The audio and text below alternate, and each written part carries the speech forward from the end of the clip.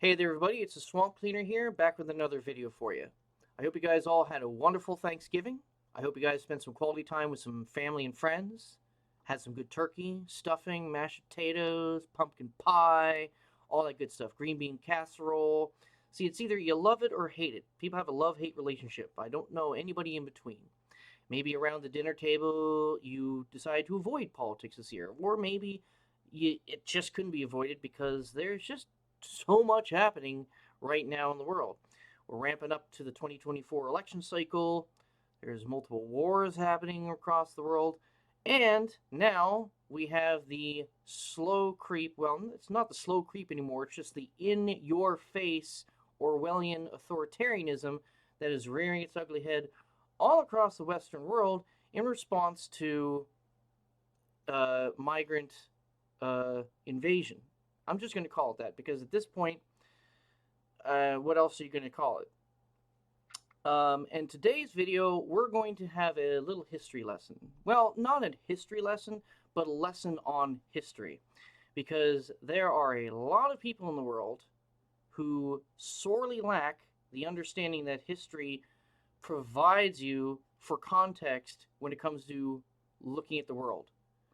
Because if you don't know your history, you don't know where you came from, you don't know where you are, and you don't know where you're going. And if you don't know your history, you're doomed to repeat it. Well, more accurately, history doesn't repeat verbatim, it rhymes.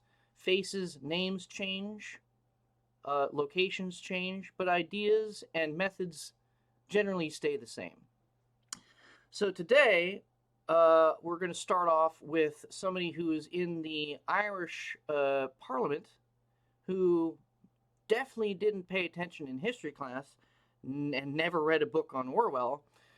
And she's going to explain to you why restrictions on freedom are for the common good. Let's listen.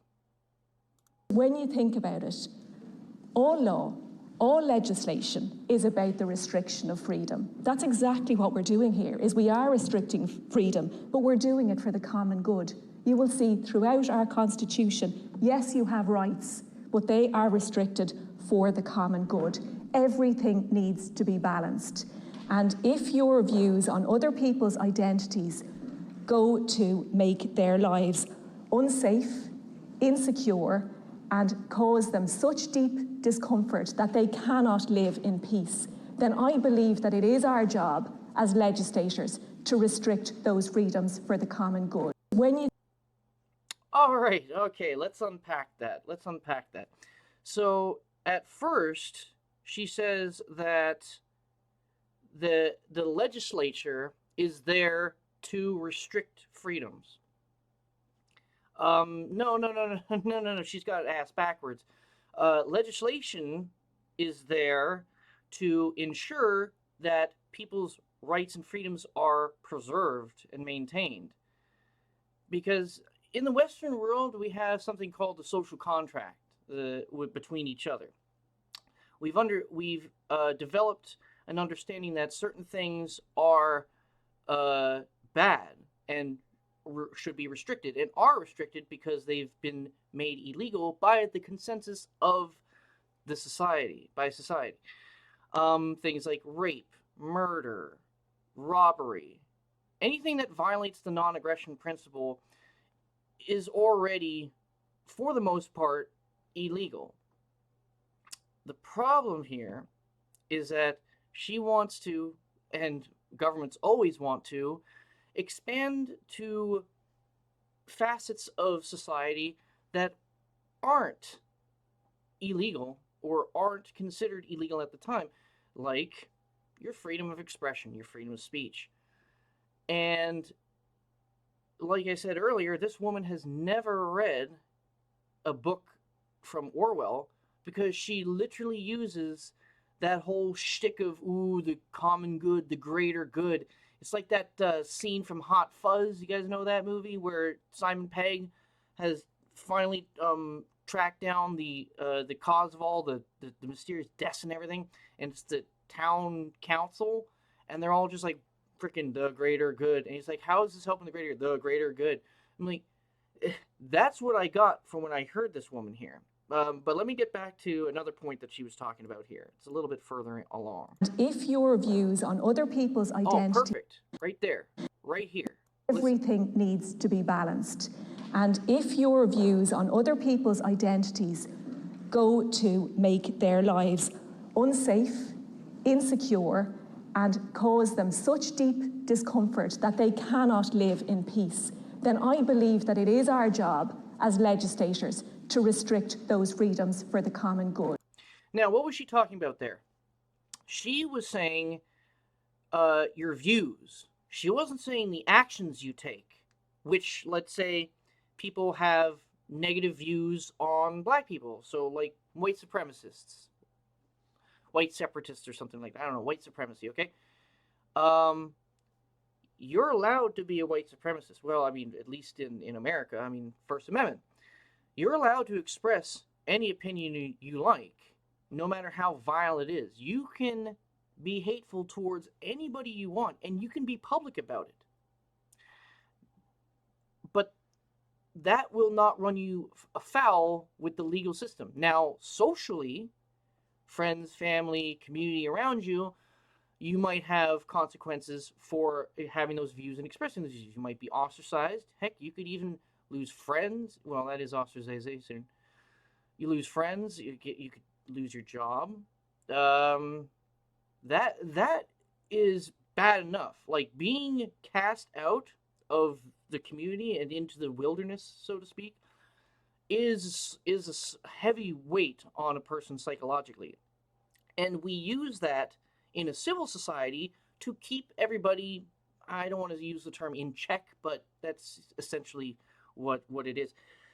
And but you're allowed, back to the base point, you are allowed to express yourselves in any which way. It's as if you try to take action upon your expression, as in I somebody says they don't like a certain race or something, so because they don't like a certain race, they go on to further say, hey, not only do I not like these people, something needs to be done about them. Something should happen to these people. Like somebody should do something. Um, we should do something. Let's go do something to X people. That there is a call to action or a call to violence. That is against the law.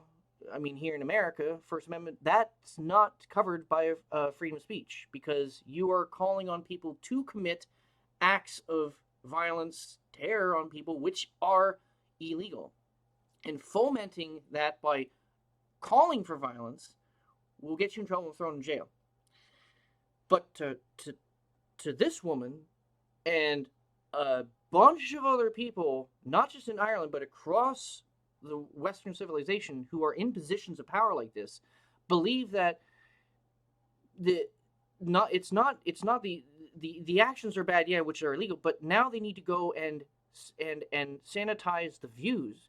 Because what does she say? She says if your views balanced. And if your views on other people's identities go to make their lives unsafe, insecure. Okay, so if you have views on other people's identities, so let's say you're criticizing a religious group. Let's just say one religious group that says it's okay to have sex with underage girls. I'm not going to name it, but I think you guys all know what I'm talking about. Let's say you criticize that, and somebody in that community gets all in a tizzy because you criticized what they believe, and because you criticize that, they become so mentally distressed that now you should be thrown in jail for it. So somebody's mental shortcomings, someone's neurotices, is now my responsibility. We're supposed to walk around on eggshells to make sure that we don't hurt somebody's feelings and then cause them so much distress that they feel insecure and unsafe in the community. It's like, what bullshit is this?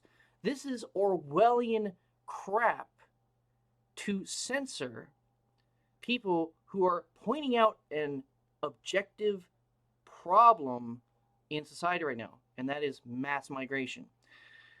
the demographics of a lot of these countries, especially Ireland, are shifting and shifting so rapidly that people are they're they're in shock. They're in culture shock. I saw a video today or the other day of like a woman asking a bunch of Irish people, "Hey, what's the number one boy's name for boys born in 2022 in Galway?" Something like that. And a bunch of them were like, "Oh, I don't know, Peter, da da da da da," Irish names. One person said, "I think it's going to be Muhammad," and he was correct. And a couple people were shocked. They're like, "What, Muhammad?" But then what was scary to me was that the vast majority of those people were just like, "Oh, okay, ooh."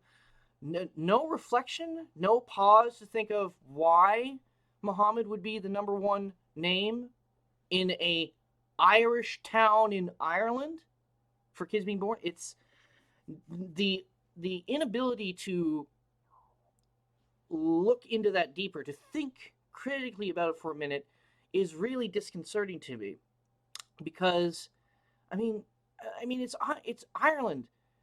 I mean, where like don't people remember the IRA? That the IRA was literally the Irish Republican Army, which used terrorism to stop the what? The colonization of Ireland by the British. I guess it's okay because remember, lefties have out-group preference. They don't have an in-group preference, so I guess they really do hate Whitey. So I guess maybe that made sense. Oh no, Whitey's trying to colonize, so let's push him out. But let's say when the Middle East tries to colonize, or Algerians try to colonize or come in, oh no, no, that's fine. Don't be racist. I mean, it's how is it okay to try? How is it okay to defend your sovereignty from one group of people, but then not from another group of people? And then on top of that, chastise and target the people who are calling out the blatant colonialization.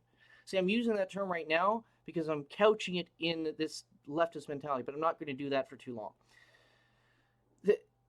It's like people have their brains have just been like vaporized. It's like this literal this NPC shit is real. Like these people have no sense or bearing of the world, and that is a big issue. Sure, and And cause a them lot of such that, why did that start playing? And a lot of that has to do with the ignorance of history. So many people don't understand their history. Why is that? Why didn't people pay attention in history class? Was it boring?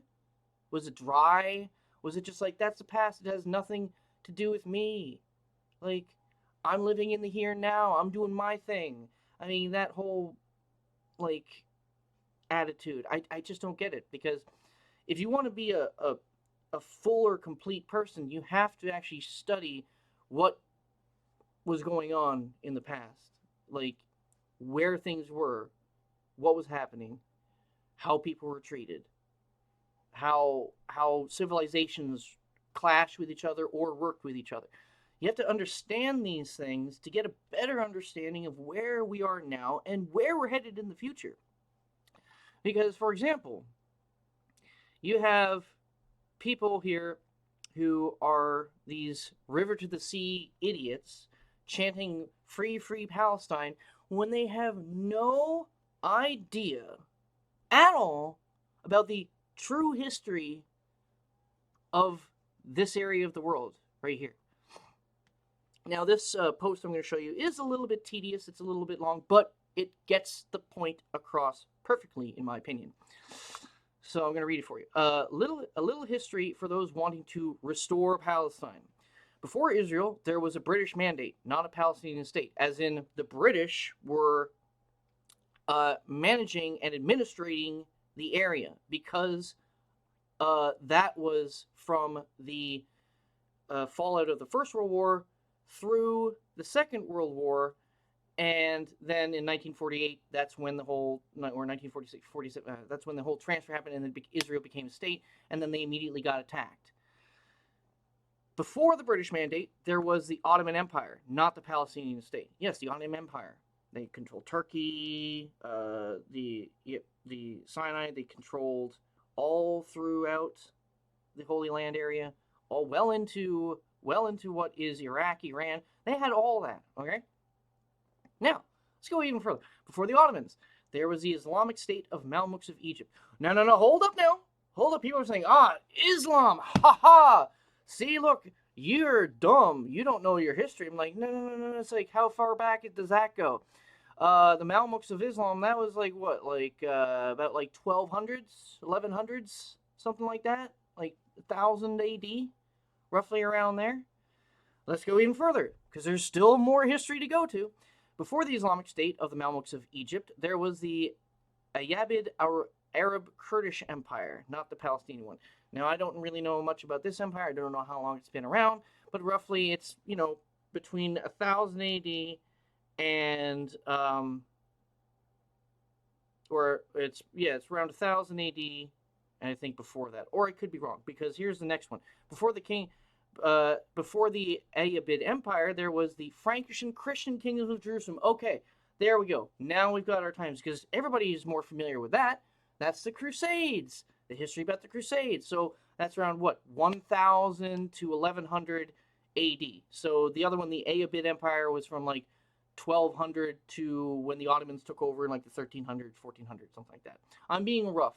I mean, rough estimates here. I mean, I don't have my books pulled out here, and I don't have it all in front of me, so bear with me here. So before the Kingdom of Jerusalem, there was the Umayyad and Fatimid empires, not the Palestinian states. Now, those were still Islamic empires, okay? Before the Umayyad and Fatimid empires, there was the Byzantine Empire. That's everybody, I think, somewhat knows what the Byzantine Empire was, right? Byzantine Empire was the remnants of the Eastern Roman Empire. After the split and the collapse of the Roman Empire, the Byzantine Empire kept going for another 1,000 years to around 1453, when the Ottomans conquered Constantinople. See, look, there you go. Connect history together, right? So before the Byzantine Empire, you had the Sassanids. Now, I don't know if they're Islamic or not, because we're starting to get into that time right around when Islam came to be. And geez, oh yeah, that's right. That's another piece of history. Islam wasn't a thing until like 600, 700 AD, around that time. So I mean, Islam is in of itself only, it's a young religion. It's only like 1,300 years old. That is not long for a religion. Christianity is older. Buddhism is old. Like, and we'll get to what's really older. So before the Sassanids, now there was the Byzantine Empire again. Oh, so you're telling me that there was a struggle for the land back and forth, kind of like what's going on now. History rhymes. Remember what I said earlier? History rhymes. Let's continue. So before the Byzantine Empire, there was the Roman Empire. I'm not going to say anything about that because everybody should know about that. Before the Roman Empire, there was the Hasmonean state. I'm not too read up on my pre-Roman history besides Greek history, which is, separate. So I have no idea who that is. I'll have to look that up. But it's another state. Before them, there was the Seleucids. They were the remnants of Alexander the Great. They were, when Alexander's empire broke up, they split into factions amongst his generals, and then that's where the idea of where people are saying, oh my God, Cleopatra was black, or Cleopatra was brown. It's like, no, she's a Ptolemy. She's fucking Greek. She comes from the Levant. She's white. But no, it's just rewash history, blackwash history. It's fine. Yeah, it's fine. Anyway, let's continue. Before the Seleucid Empire, there was the Empire of Alexander the Great. Everybody should know that, so I'll keep going.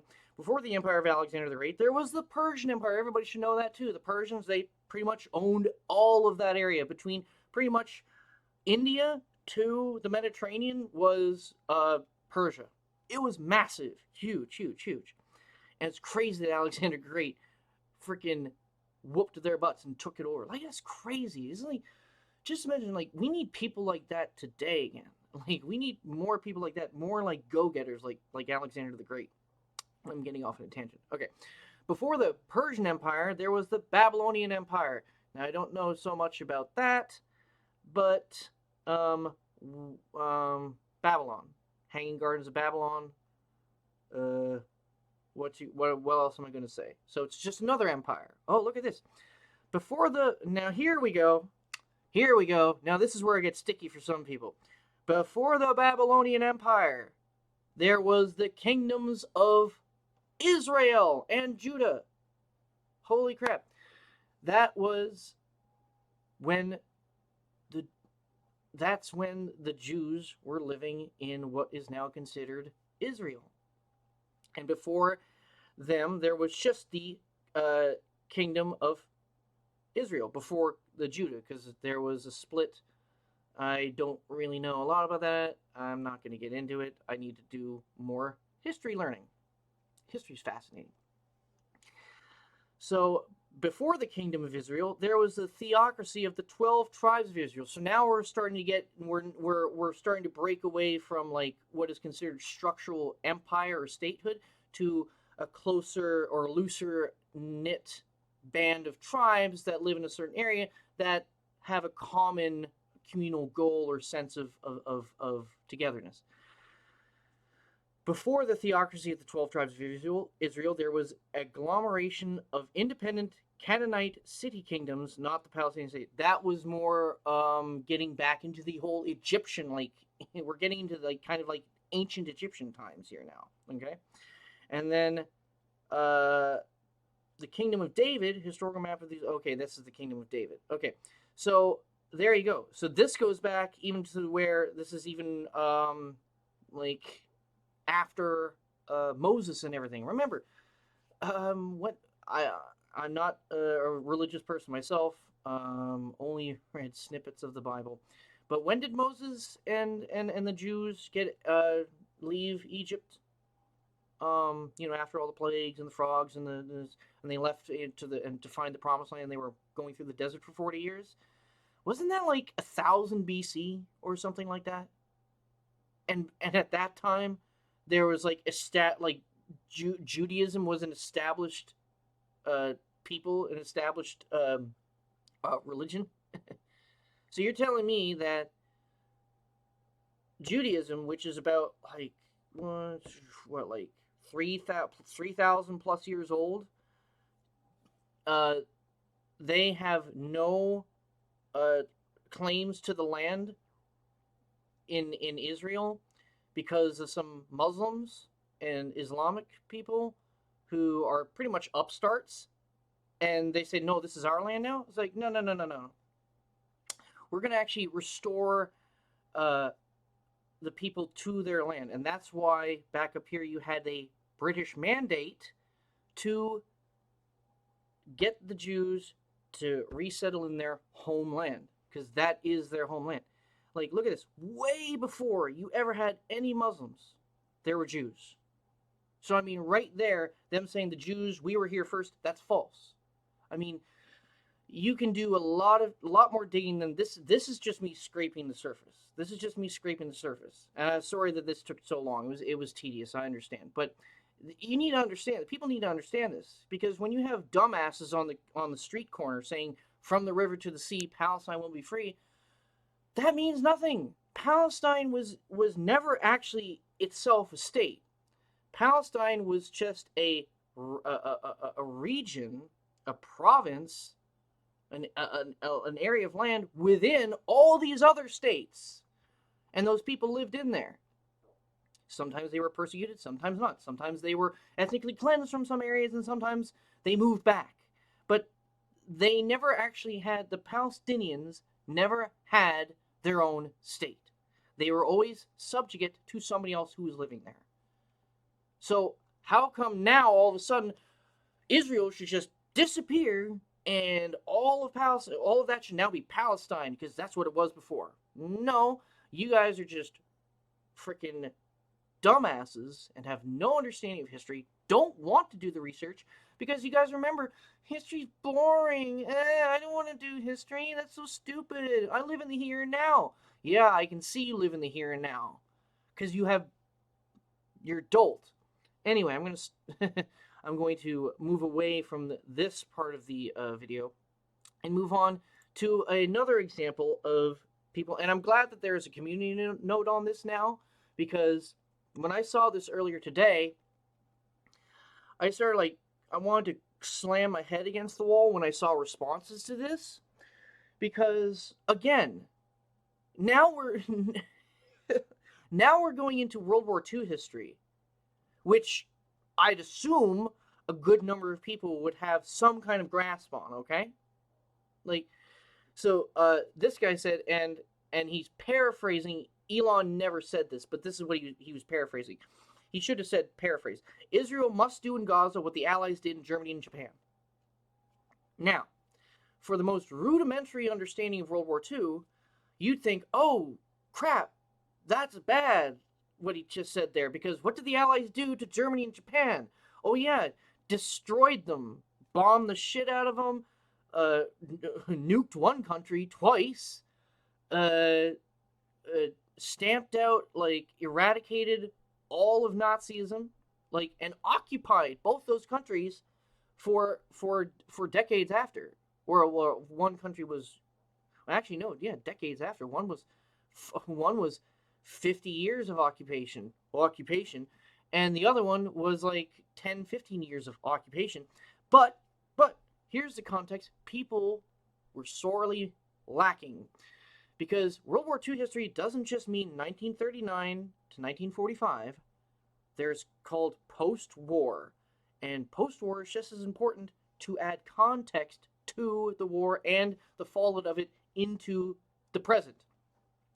When I read this, I was like, oh, Elon's over there talking to Netanyahu, and he mentioned that we should rebuild Gaza and make sure that people are educated so we don't have another generation of murderers and killers coming out.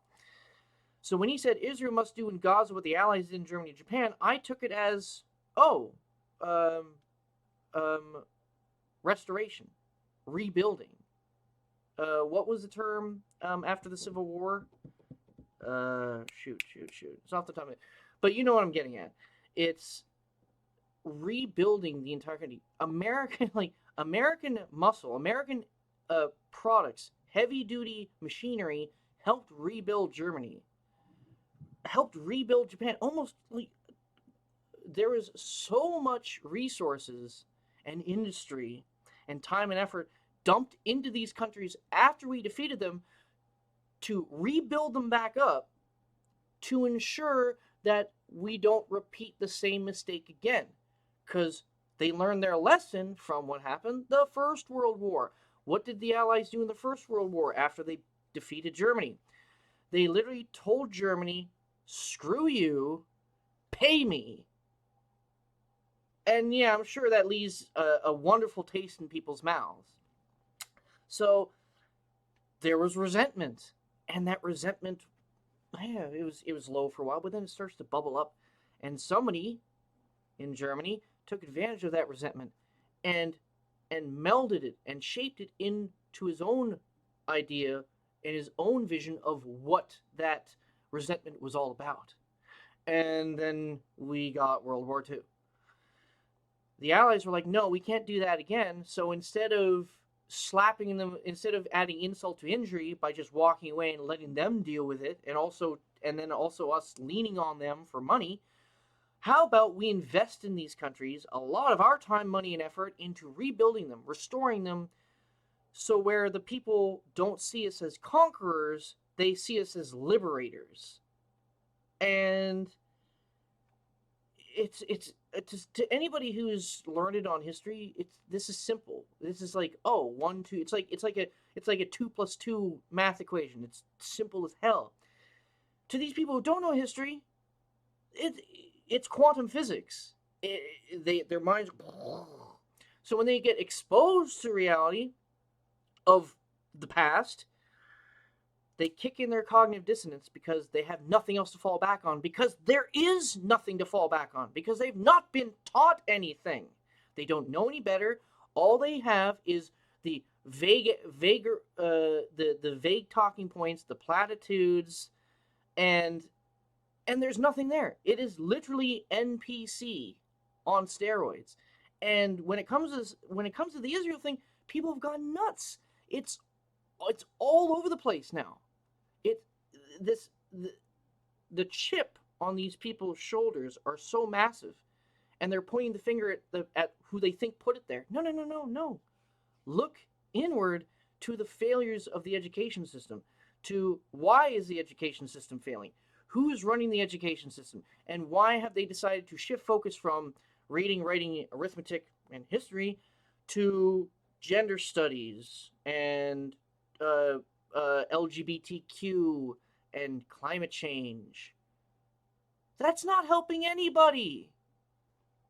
So you have a bunch of mind-numbed people walking around just waiting to be told what to say. So they grab a flag, grab a banner, and say "Free, free Palestine from the river to the sea." And then they try to be all like, "Oh no, you don't know what it really means. What it actually means is yeah." And then you can just shut off. It's like womp womp womp womp womp. It doesn't matter what they say because they have no basis on what they're talking about. They have no understanding of it. And I know I'm starting to repeat myself. So I think at this point, I mean, I was just ranting at this point because I'm very passionate about history. I think I have a good, decent understanding of history in certain eras. Yes, I have dark spots in a lot of things, but that's why you always have to do research. That's why you always have to look up stuff. Like, I know it's difficult to like open up books and read them, but dude, utilize social media while you can. Utilize YouTube while you can, and find good YouTube channels that have just history documentation.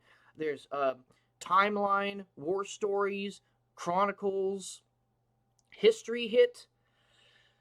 They do everything from ancient history to medieval stuff to World War One, World War Two, Civil War, the Cold War, up into I just saw a documentary about the whole issue of the Balkans and how the Balkans cracked and split up.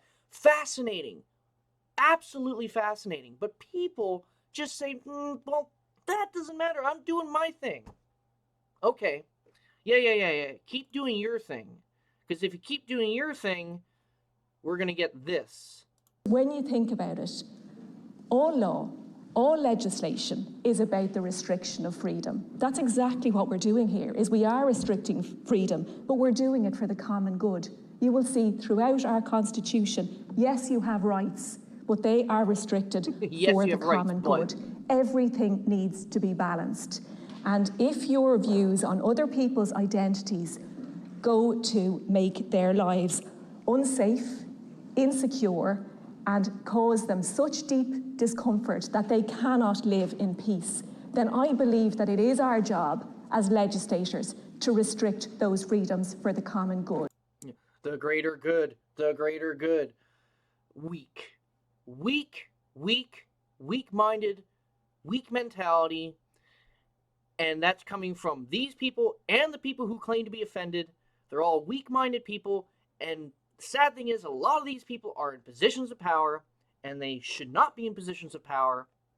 And what we need to do is get people who understand what's happening and have solutions for those problems because they've done the time to think about it, research it, and come up with a good solution.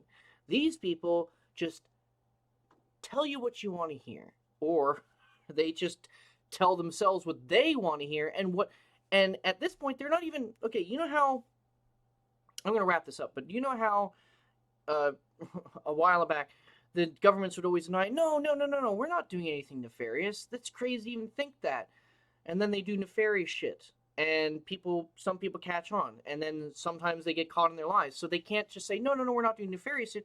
So they have to change what they say to use coded language to actually, they come out and say stuff that what they're going to do to you, but it's in coded language.